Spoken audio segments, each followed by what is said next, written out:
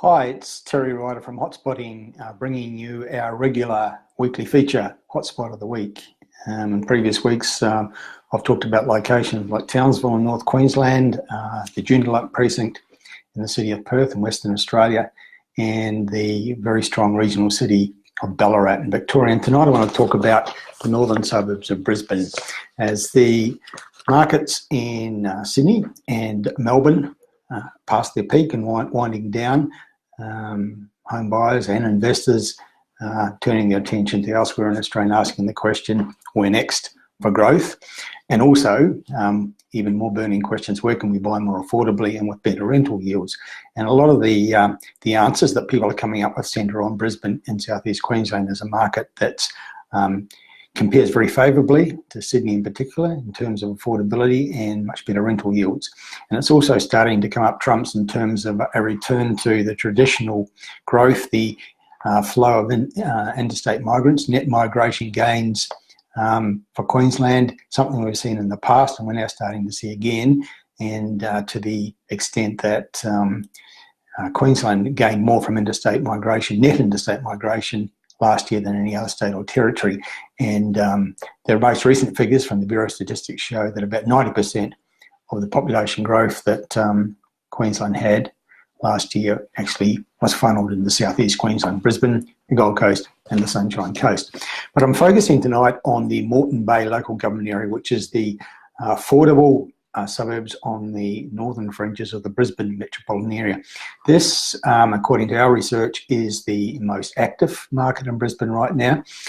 While the generalised figures that describe a big city like Brisbane and a single growth figure tends to indicate that there's not much price growth been happening in the last few years in Brisbane, but some areas, individual precincts are doing much better, as always is the case. You'll find that in every city.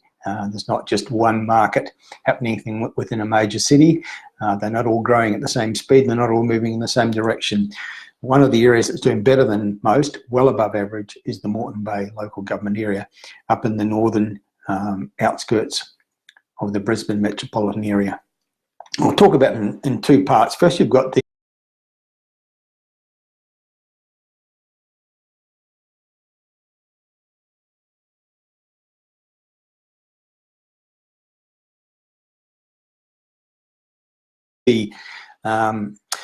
Moreton Bay local government area is quite a large municipality. It used to be two separate ones and they were merged not so long ago to create quite a sprawling local government area. And over towards the western section of it, we have a series of suburbs that are well established and which are clinging to the transport spine formed by the Highway number 1 and also the train line that connects central Brisbane to the Sunshine Coast and beyond, heading up to central and northern Queensland. That transport spine is very important, and there's a lot of suburbs that cling to that transport spine, which are very, very affordable. So they offer affordable prices, good infrastructure, particularly those transport links, lots of major shopping. The ongoing evolution of the North Lakes master plan community is continuing to bring new amenities into the area, major shopping, bulky goods shopping, the new IKEA superstore, for example, and other amenities, new schools, all sorts of things, adding to the infrastructure on offer in that area. But most of the suburbs in this precinct that I'm talking about, and they include places like Caboolture, Morayfield, Narangba, Beachmere, etc. Many of them have median prices in the 300,000s, which means they're affordable for a lot of people. Then there are a few like Griffin, Burpengary, Upper Caboolture, which have median prices in the 400,000s, and probably the most expensive in that precinct have median prices in the low 500,000, such as North Lakes, the master plan community, and Marumba Downs, where there's newer, more modern housing.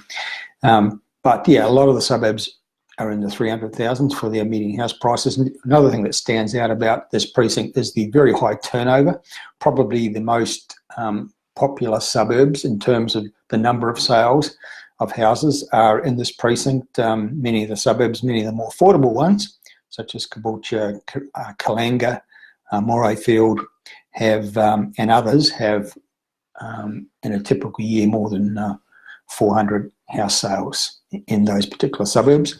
And the next factor that really stands out is that the rental yields, the median rental yields in each of those suburbs, many of them have median yields between 5 and 5.5%, and others are a little bit below 5%. But when you compare what's on offer in the bigger cities like Sydney and Melbourne, that's very attractive, or appears very attractive to investors. Firstly, the lower prices and the much higher rental yields than they used to.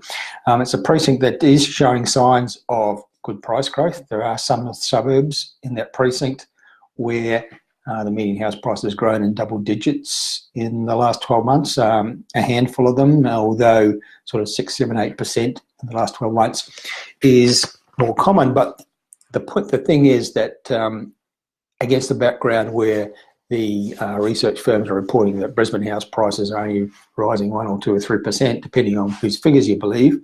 That's the overall single-digit generalised figure for the Brisbane metropolitan area. But this precinct has many suburbs that are doing a lot better than that: 6, 7, 8, 10, 11, 12% growth, depending on which suburb you're focusing on.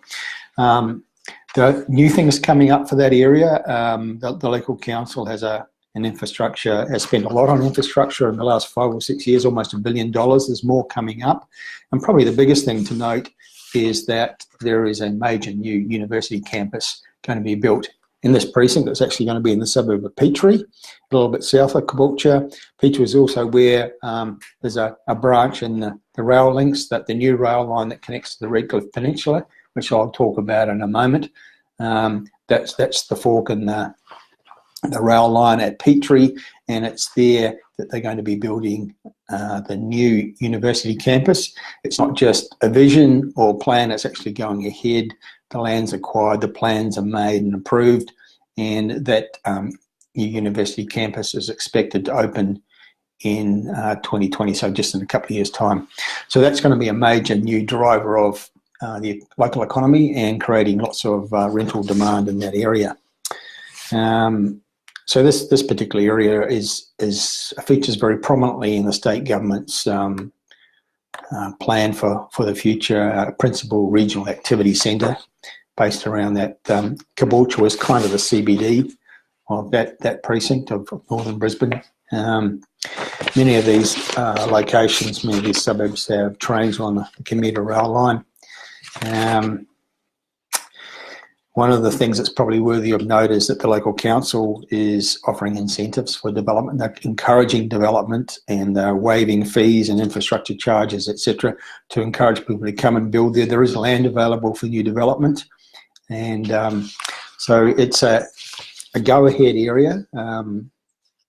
Lots of new dwelling approvals every year, new infrastructure spending, the new university campus, and of course you've got that other factor of affordability. Now the other precinct worthy of note in the Moreton Bay local government area is the Redcliffe Peninsula, which is kind of, we have a separate report on that one. On our location reports page, we have a Moreton Bay local government area report which focuses around that Caboolture precinct I've just talked about. We're a separate report for the Redcliffe Peninsula, because it's kind of a market, a little precinct of its own, because it is a peninsula, and it's been an interesting place. It's evolved a lot in recent years. It used to be considered very down market, but it's being kind of gradually gentrified, and has a much better reputation than it used to. And the big kicker there, the game changer, was the extension of rail links to that precinct, promised for 50 or more years by politicians at various elections, never happened. Finally, in 2016, the new rail link happened, and that's important because a lot of the population of the Redcliffe Peninsula actually leave that area to work in other parts of the Brisbane metropolitan area every day. So the rail link's very important. Get on a train on the Redcliffe Peninsula, you can be in the Brisbane CBD in 45 minutes.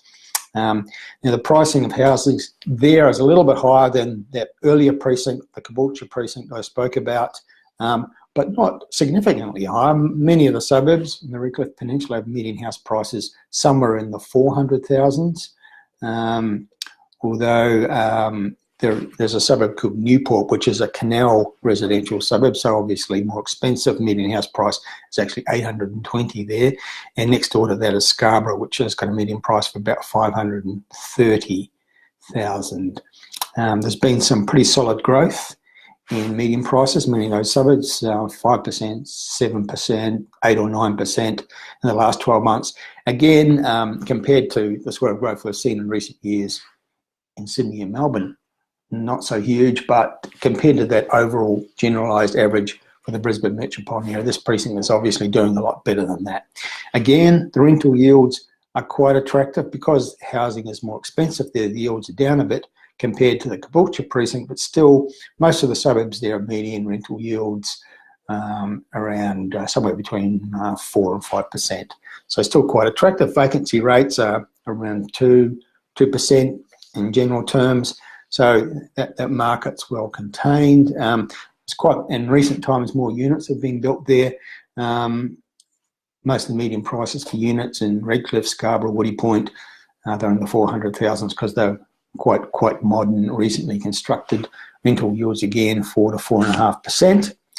And there's a major new master plan community being built in that suburb of Newport, the canal suburb. There's some land available near there for a master plan community that's going to be built with about 1,600 homes. So it's going to add some activity and construction jobs and economic activity when that gets underway. And well, it actually is underway, but it's in the early stages, estimated to create about 3,000 jobs over time as that master plan community evolves. So quite an interesting area, some different precincts, the most active market, according to our research, in the Brisbane metropolitan area, and one that's showing above average price growth compared to the Brisbane average, much higher than average rental yields, low vacancies, affordable houses. So it's a precinct that's been targeted by a lot of investors. I'm coming across a lot of people are looking at that area because of the affordability and the rental yields, and they're interested in the impact of the new rail link to Redcliffe, and they're also interested in things like the new university campus and what impact that may have on housing demand and the local economy. So that's the Moreton Bay local government area, northern suburbs of Brisbane. That's our hotspot of the week. If you'd like to find out more about it, a little bit more depth, you can go to the hotspotting.com.au website, check out the location reports page. You'll find a report on Moreton Bay LGA and a separate one on the Redcliffe Peninsula and a whole host of other locations, not only in Queensland but around Australia. And those reports are very affordable, but jam-packed with great information and analysis that can help you make better and more informed choices about where you're going to buy. That's it for now. Thanks for listening. Hope you found that useful and interesting, and I will talk to you again soon.